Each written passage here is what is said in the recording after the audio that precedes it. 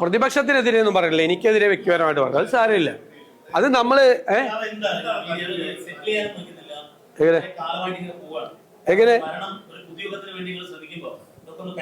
അത് വ്യക്തിപരമായി എനിക്കെതിരെയല്ലേ, പ്രതിപക്ഷത്തിനെതിരെയല്ല, UDF-നെതിരെയൊന്നും അവർ പറഞ്ഞില്ല.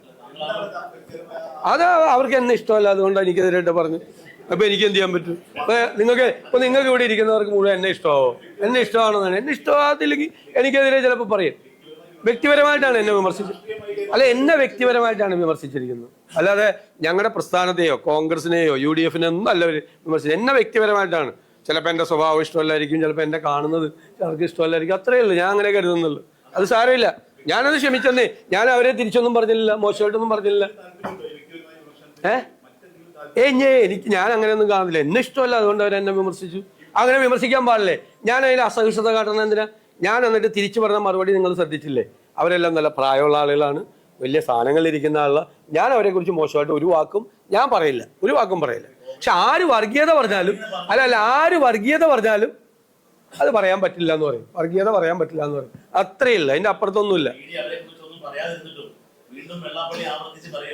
പറയട്ടേന്ന്, അത് എന്നെ ഇഷ്ടമല്ലെന്ന്. എല്ലാവർക്കും നമ്മളെ ഇഷ്ടമാണെന്നുണ്ടോ?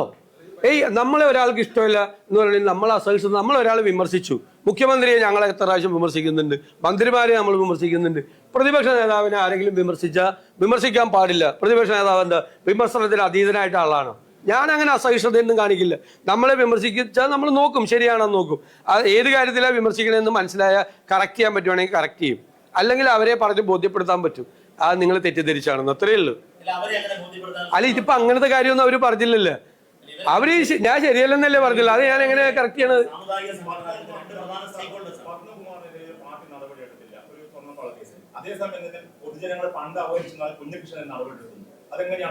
അതാണ് വൈരുദ്ധ്യവും വിരോധാഭാസം എന്നൊക്കെ പറയുന്നത്. അയ്യപ്പന്റെ സ്വർണം കൊള്ളയടിച്ച് ജയിലിൽ കിടക്കുന്ന പ്രതികൾക്കെതിരായിട്ട് ഒരു അച്ചടക്ക നടപടിയില്ല. രക്തസാക്ഷി ഫണ്ട് പാർട്ടി നേതാക്കന്മാര് കട്ട് എടുത്തു എന്ന് ആരോപണം ഉന്നയിച്ച പാർട്ടി നേതാവിനെതിരായി നടപടി. ഇതാണ് ഇന്നത്തെ CPM.